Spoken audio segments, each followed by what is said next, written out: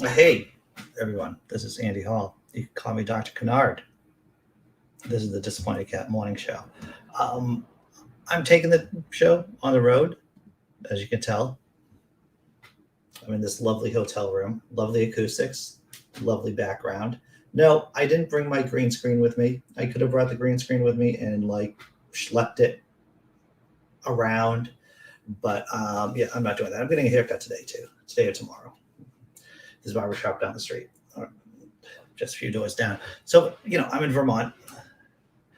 Here's what we're going to do with the show. 25-minute show today, 9 to 9:25. And then from 9:30 to 10, we'll do the open room, right? I think that's a good deal for both of us because I am on vacation, right? Kind of, sort of, perhaps. I'm in Montpelier, the nation's smallest capital. The last time I heard the population was about 10,000. Having a fun time up here, everyone. Stories, we're going to have to do Afghanistan. Afghanistan part 2. We did part of the Afghanistan story last week. And now a quick autopsy on why the Afghan military imploded. Though microphone, I think most of the viewers already know why, basically, right? And we're also going to be covering what? Cash, making Covidiots pay for their health insurance and health-related costs. If they do catch COVID, that would be a very strong incentive for them to get vaccinated. But let's do something funny before we do the show. Are you mad? No. Are you grumpy? No. Are you sad? No. Are you angry? No. What are you? I don't know.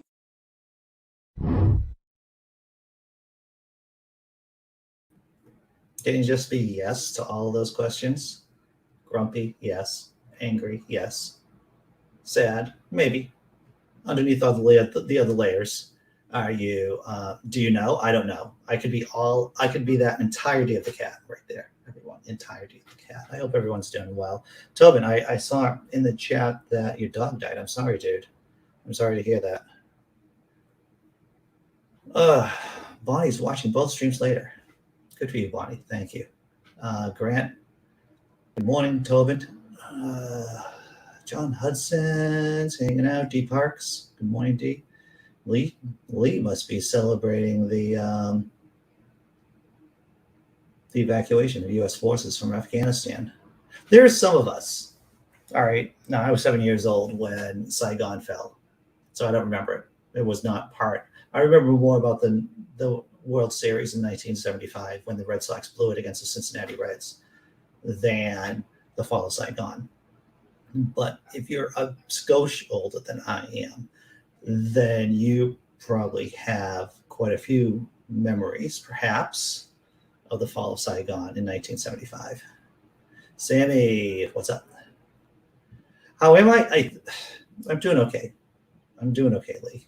I think I'm putting on weight on this trip. That's what I think I'm doing. Jess, good morning. Vacay, Andy, that's right.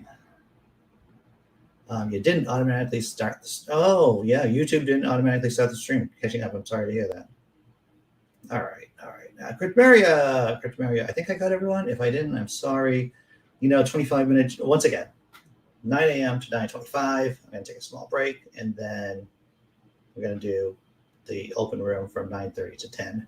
I thought that was the best way to use my time or use our time here because, it's vacation, right? It's vacation, everyone.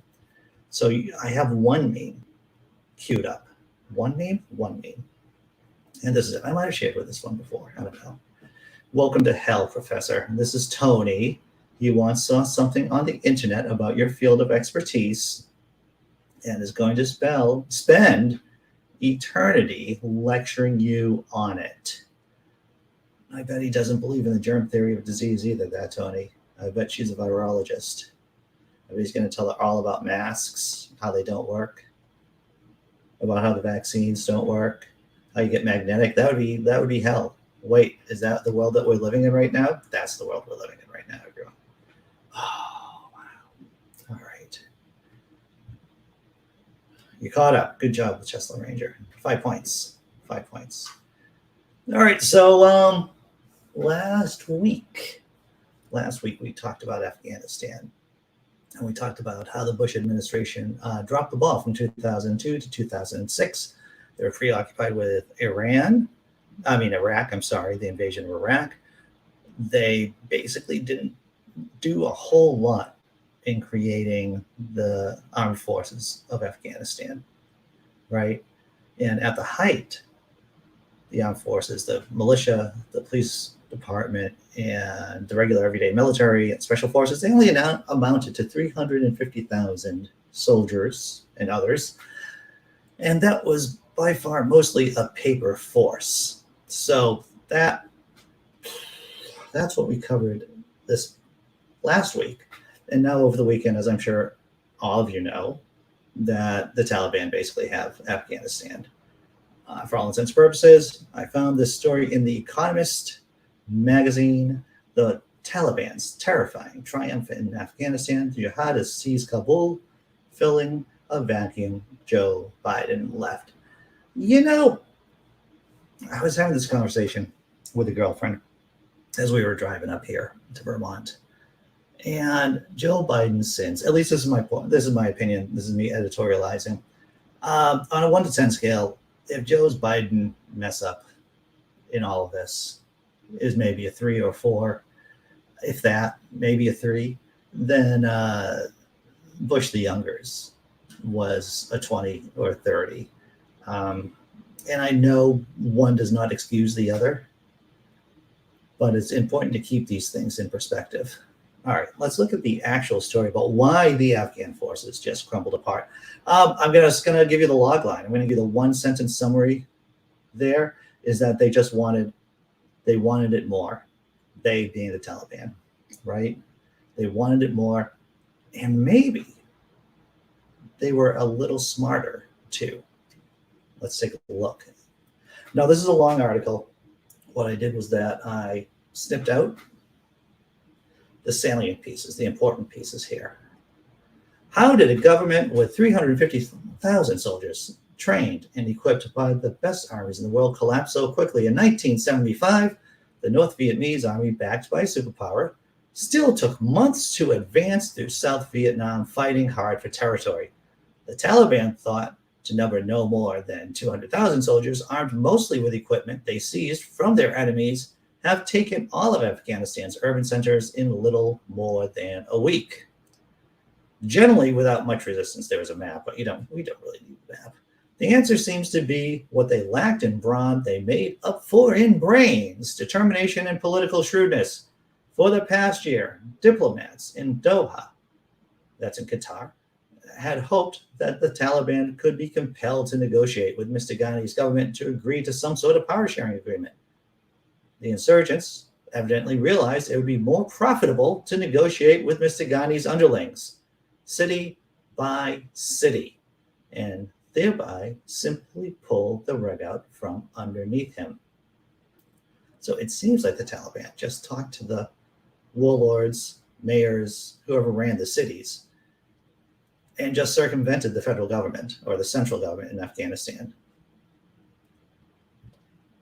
Hence, in Herat, a jewel of a city near the Iranian border, Ismail Khan, the warlord who took the city back from the Taliban in 2001, after fighting for days, surrendered and was filmed in captivity, pleading for a peaceful environment.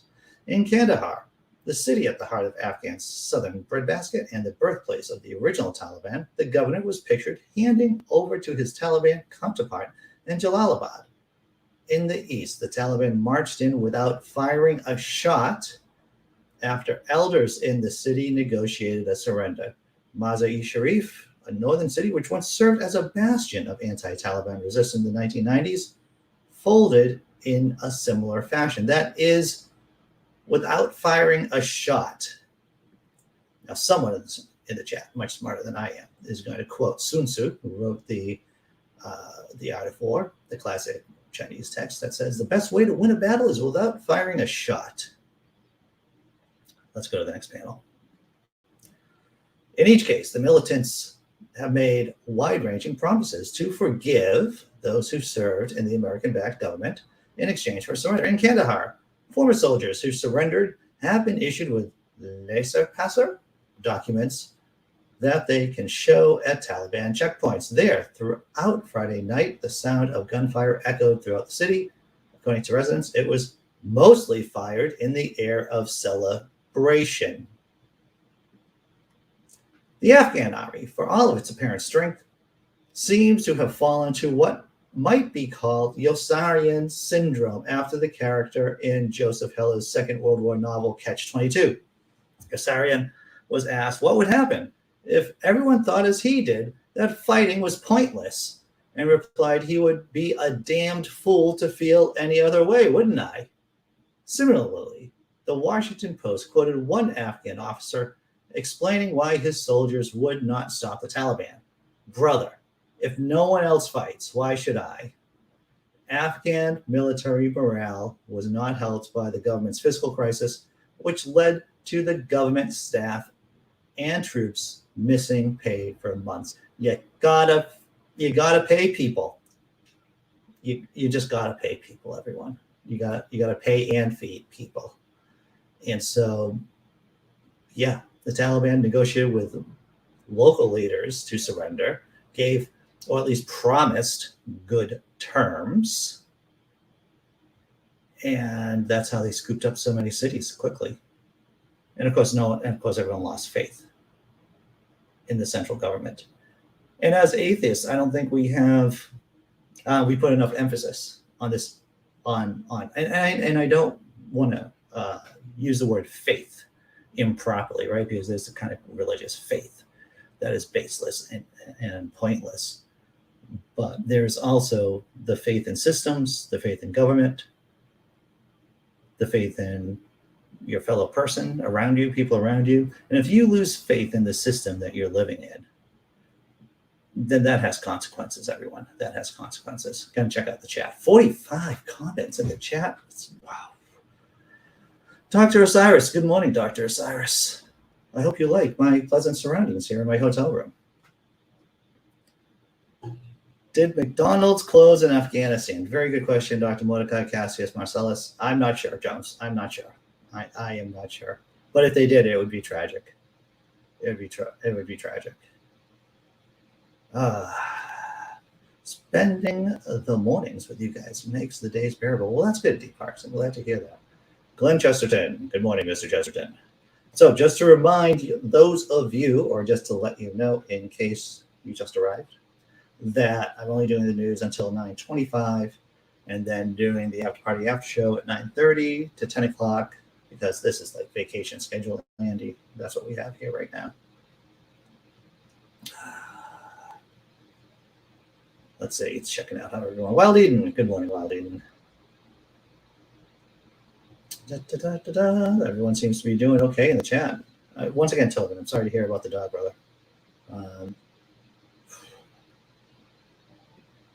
Tesla Range. I wouldn't be surprised if the Taliban was being advised by some radicalized American patriots. You know, people switching sides in conflicts, not unheard of. A cursory look at Roman history will be, you'll take a look at some of the quote-unquote barbarian royalty who were brought up in Rome, who learned the Roman way of war, went back home across the border and taught their armies how to fight the Roman way, or how to defeat Roman armies. Well, you know, the U.S. should never have been there. Russia was there prior with the same result. Yeah. Indeed, John Hudson. Hey, black female atheist. Good morning. Hope you're doing well. We just talked about the Afghanistan fiasco. The fiasco. And I don't know how the Republicans are going to turn this into another, are they going to try to turn this into another Benghazi that they used as a propaganda point with Hillary Clinton, of course, for years and years. I wonder if they're going to be successful damaging Joe Biden's reputation. I mean, let's face it, Joe Biden, not the best exit strategy. A month ago, he's talking about You're not going to see like a 1975 Saigon helicopter taking people out to safety from rooftops. And now you see helicopters. We saw helicopters taking people to safety from rooftops. All right. What are we doing now, everyone? You want to do halftime? This is, believe it or not, this is now the halftime show. We're 15 minutes in. So please hit the like button in case you haven't hit the like button. That helps. If you haven't subscribed, please subscribe. And of course, we are ad free here. No ads on any of the shows. Anything I do on this channel. So YouTube members, thank you. Patrons, thank you. And let's do something. And of course, this is the Tummy Rub halftime show too. I thought I would just put that in.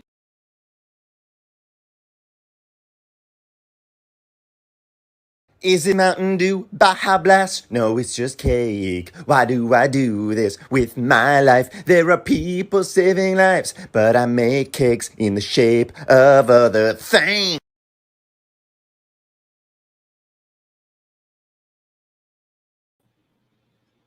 I think something can be said for people who make cakes that look like other things. There's some art there, isn't there? Right? I don't know if I would eat a cake that looks like a Mountain Dew Blast. Did you hear about this, everyone?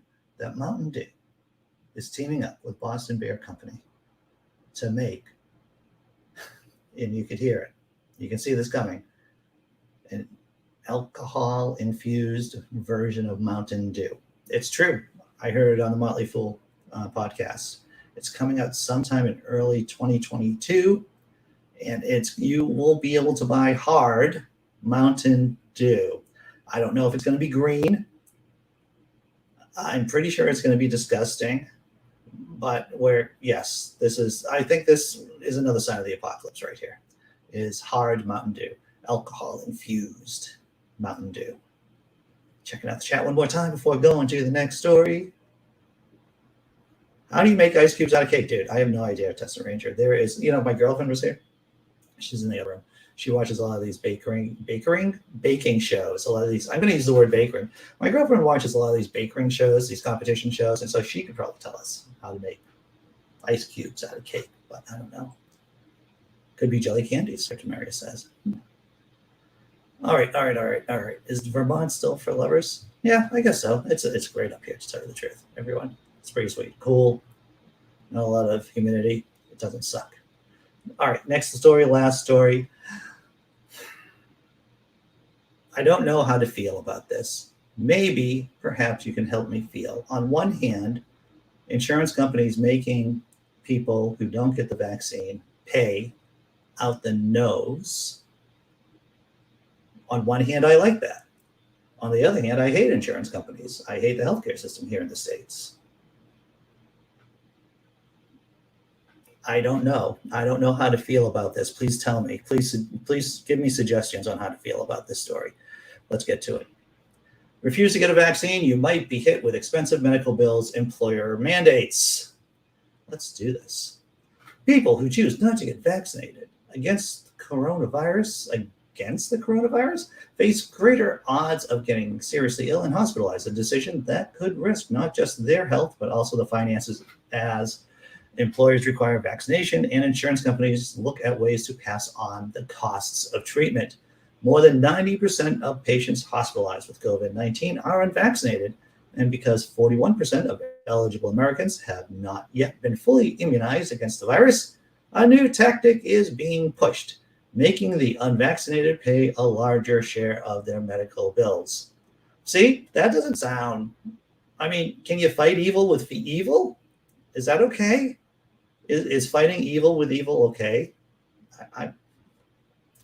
Advocates of the pocketbook approach say tens of millions of Americans who refuse vaccination make it riskier for everyone else, including kids who are not old enough to get vaccinated, and have filled hospitals in some states.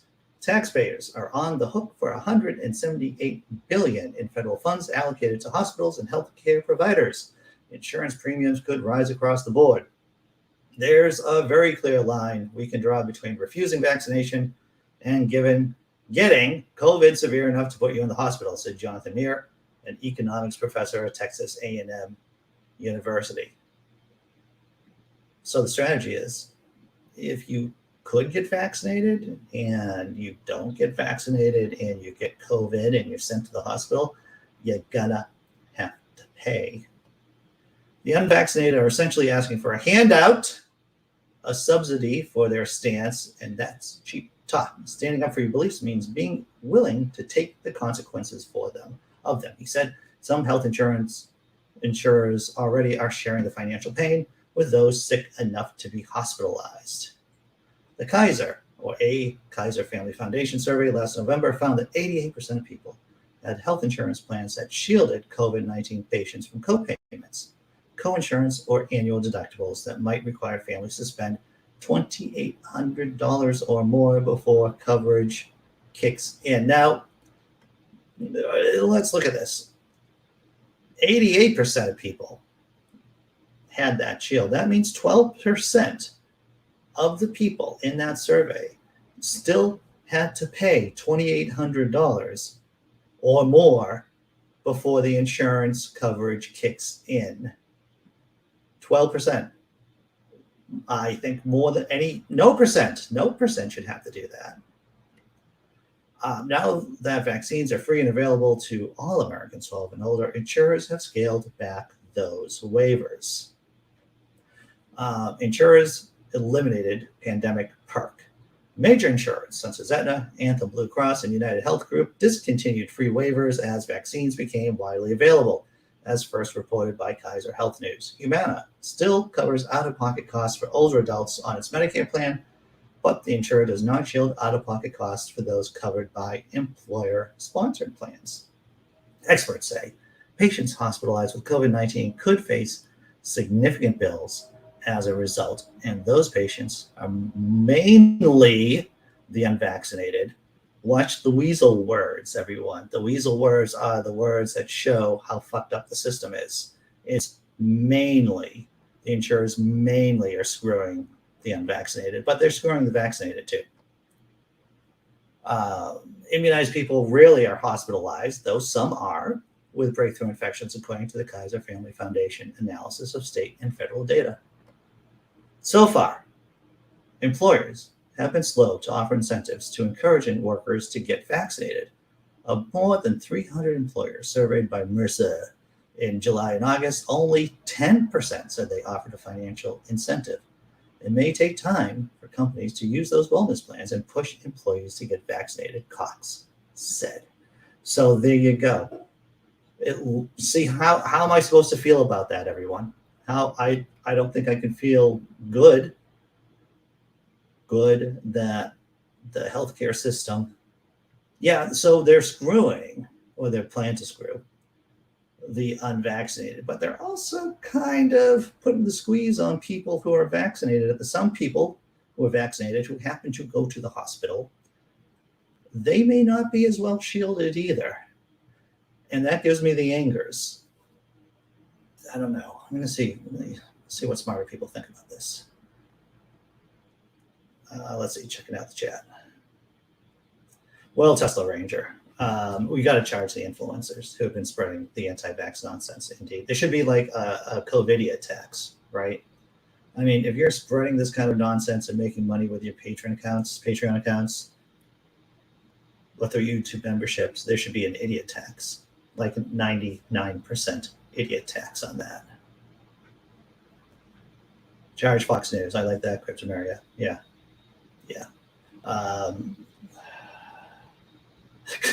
Insurance companies versus Covidiots. Let them fight. Maybe we could televise it too. Free or stream it. Covidiots versus insurance companies. Yeah.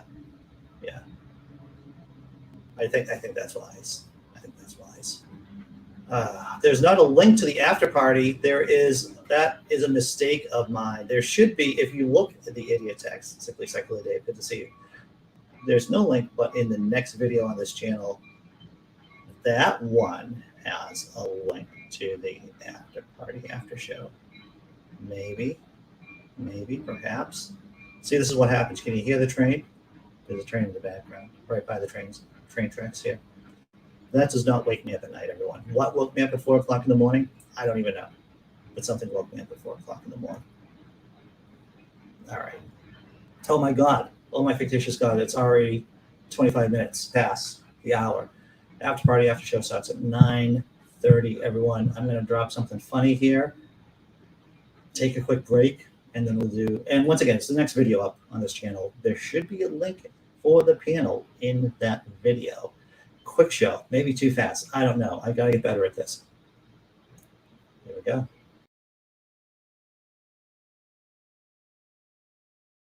Been laying on the sunny road. I'm fucking up a wheel of cheese. It's everything I wanted and more. It's my special time for myself.